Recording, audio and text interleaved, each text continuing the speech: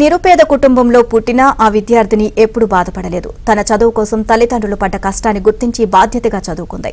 Telangana inter first year ఎంపీసీలో state first rank సాధించింది. చదువుకు పేదరికం అడ్డు కాదు అని నిరూపించింది. తల్లిదండ్రులకు పేరు తేవడమే కాకుండా తన ఊరి పేరును చరిత్రలో నిలిచిపోయేలా చేసింది.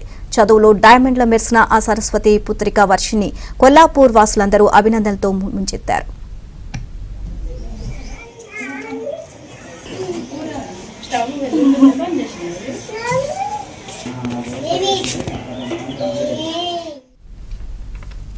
నాగర్ కర్నూలు జిల్లా కొల్లాపూర్లో రాము కవిత దంపతుల కూతురు వర్షిని. హైదరాబాద్లో తండ్రి డ్రైవర్గా పనిచేస్తుంటే తల్లి టైలరింగ్ చేస్తున్నారు.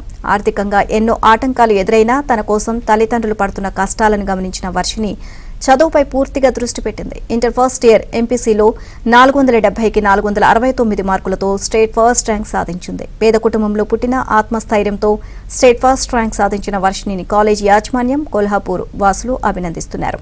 ఐఐటీలో సీటు, సివిల్స్లో ర్యాంక్ సాధించడమే తన లక్ష్యము అని వర్షిని చెబుతోంది.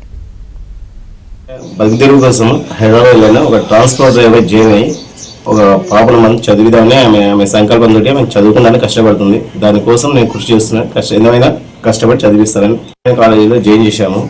ఆమెకు 470 మార్కులు కానీ 469 మార్కులు తీసుకున్నది. స్టేట్ ర్యాంక్లో తీసుకున్నది. ఇంకా ఆమె చదువుకోవడానికి కష్టపడి చదువుతూ ఉంటుంది. ఇంకా చదివిస్తాము అంతవరకు. కానీ నేను పుట్టిన తర్వాత మా వాళ్ళు నన్ను హైదరాబాద్లో చదివించారు.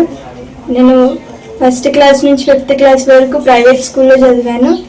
6th నుంచి 10th వరకు గురుకుల్ స్కూల్లో చదివాను.